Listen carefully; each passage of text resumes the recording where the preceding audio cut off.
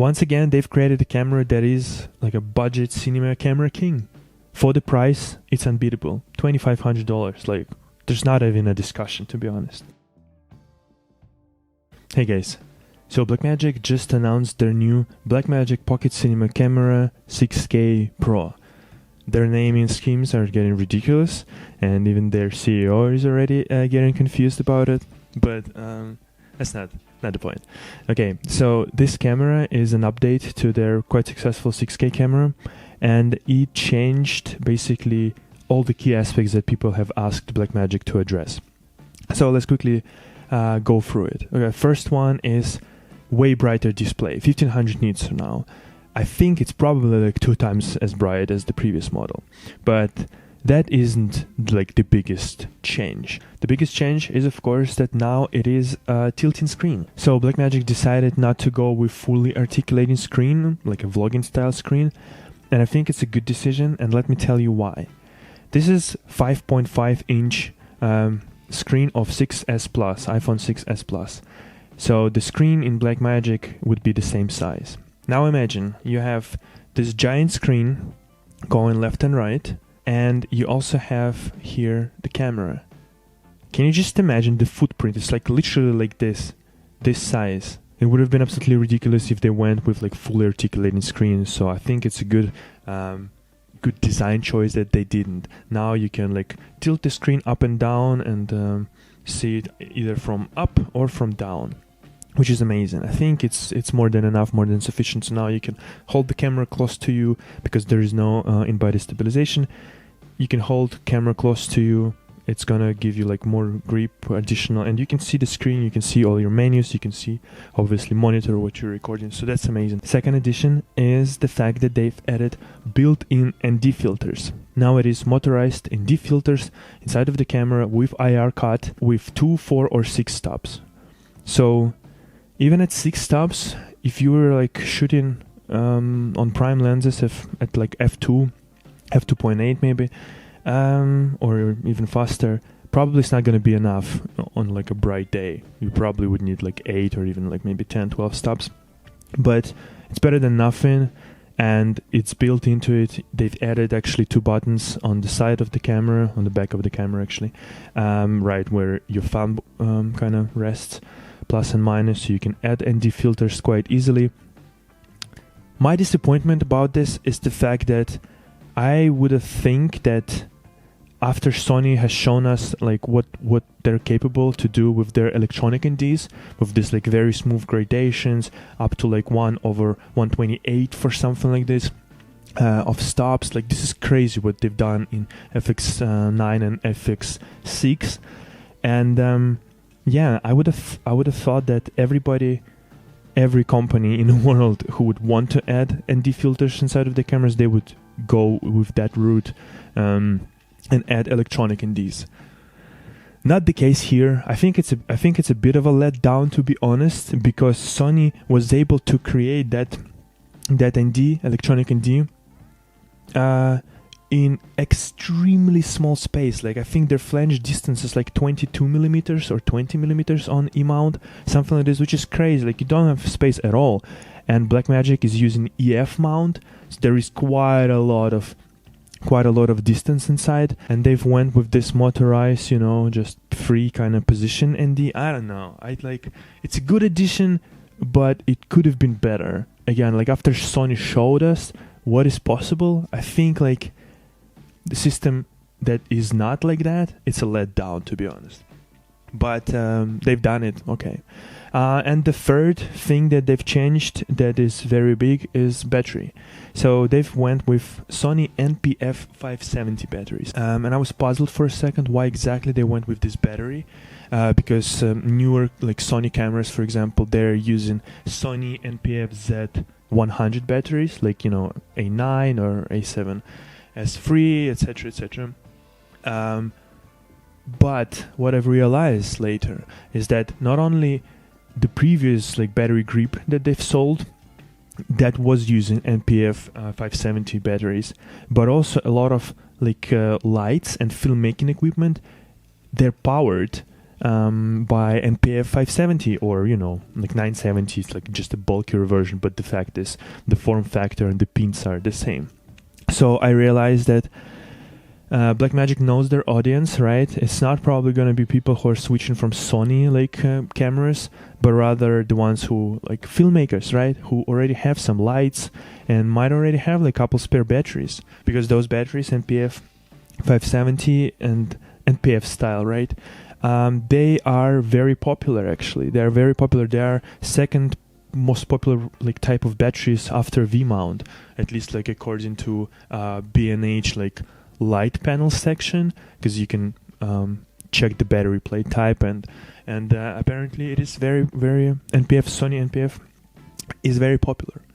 One more thing that Blackmagic did is they created new battery grip, and they actually really want you to buy this battery grip, not only because they priced it a whole $100 less than the previous one, but also this battery grip right now, it has like pins at the bottom of the camera, so now it can talk to the camera and it doesn't occupy the space in the grip itself. So now you can use free batteries and run your camera basically constantly, because one battery inside of the camera will be kind of for the backup, and you can like hot swap batteries that are in the grip. And again, for $145, this grip is pretty like competitively priced. So I think for people who are buying 6K Pro camera, I think this battery grip is like a must-have. $145 to basically add additional 2 hours of runtime, at least according to Blackmagic. I think it's amazing. Like basically, you can buy this grip, you can have the camera. You have built-in NDs, you have better batteries just by itself, and now you have free batteries. You have fully articulating screen. That's like the whole package. For like $2,700 or so, even less, you can get just like this recording rig basically. You don't need anything else pretty much. A couple batteries, right? So I think Blackmagic definitely wants you to buy this battery pro grip, as they call it.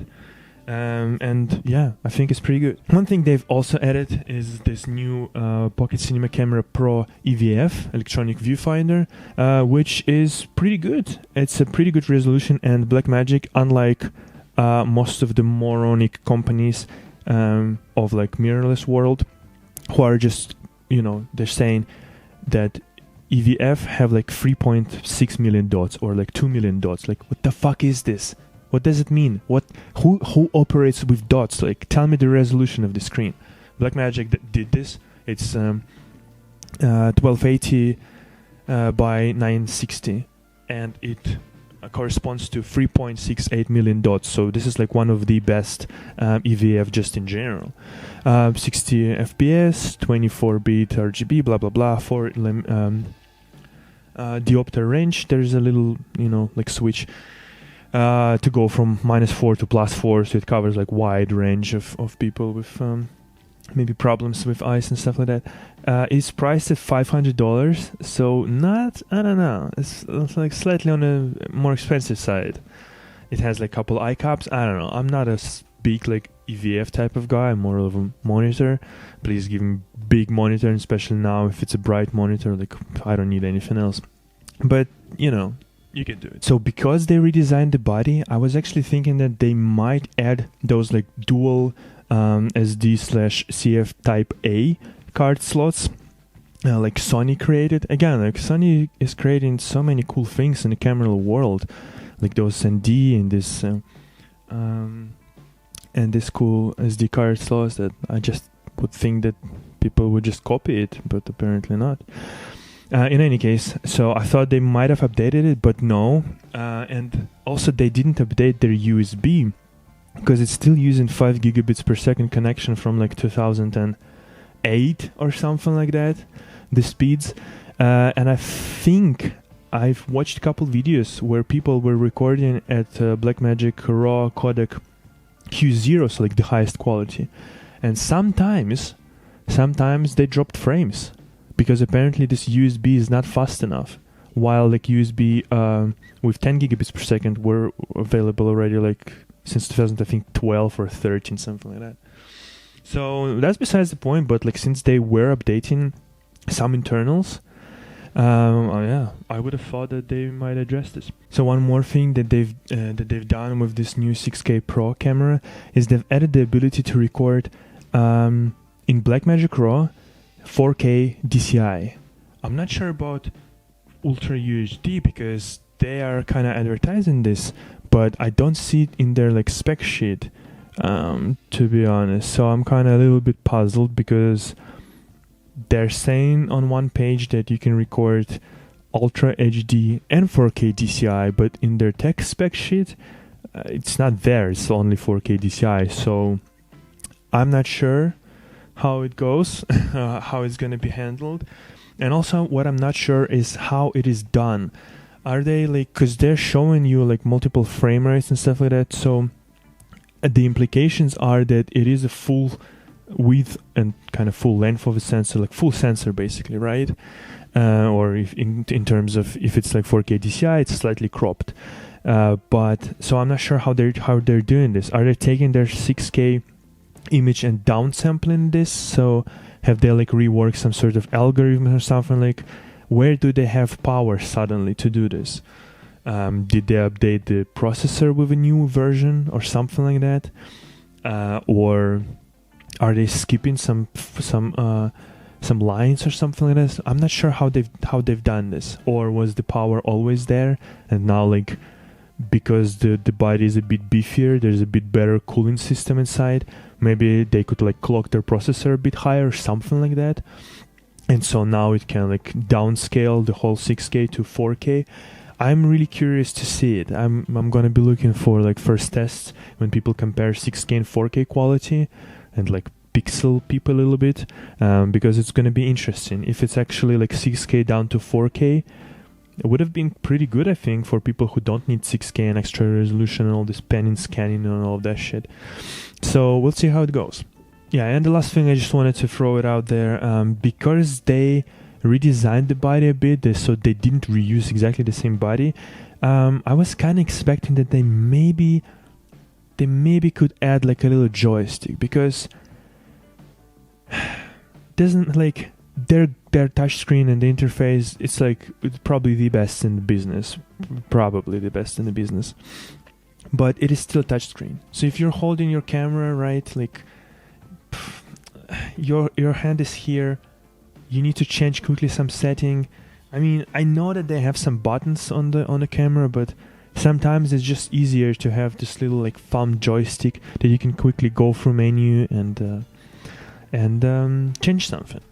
But unfortunately, I haven't done this, which I think is a bit of a bummer. I think this camera would have some benefits to have a joystick, especially now that you have like tilted screen again, so you can like hold the body closer, and now like a little joystick right here on the handle. It would have been really nice, I think, but they haven't done this. So okay, and the very last thing obviously is the price, $2,500, which is insane. I think this is the new king of like budget indie movies, budget like short films, like budget commercial type of work. It's incredible. You have ND filters, you have good bright screen, you have at $150, you have for 3 hours of runtime or so, and yeah, $2,500. This is unbeatable. This is crazy. And you have even XLRs with just little adapters, so you can run the microphone straight into the camera. I hope they have like good preamps. Not sure. But I guess we will see. So yeah, it's been a great camera. It's been a great announcement. I'm pretty excited. I'm kind of slightly on the market for that type of camera. We'll see. But just the fact that for $2,500 they're doing this, it's insane. And to be honest, I'm again thinking that this camera is going to be out of stock for the next like 4 months. Yeah, probably, because this is Blackmagic. They're like creating the cameras that are so competitively priced that they are even like out competing themselves, it feels like. I mean, if this camera would have been priced at like $3,500 or even like $4,000, I'm pretty sure people would still go and buy it, because it would have been still cheaper than like Canon C70 or again like Red Komodo or Sony FX6 or something like that. Yeah, but because it is priced like at $2,500, this is insane. I don't know how they're still in business. I don't know how they can still make cameras and make some profit out of it when it's 2,500. Like, I don't know how they do it. Yeah, I just don't know how they do it. But once again, they've created a camera that is like a budget cinema camera king. For the price, it's unbeatable. $2,500. Like, there's not even a discussion, to be honest. So yeah, please let me know in the comment section below. What are your thoughts? Did you like this camera? Did you have a previous Blackmagic camera? Will you update from the previous one, or just now? Like, will you buy this camera? What do you find missing in this camera? What would you want them to add? Leave all your thoughts in the comment section down below, and I'll see you in the next video. Take care, and bye bye.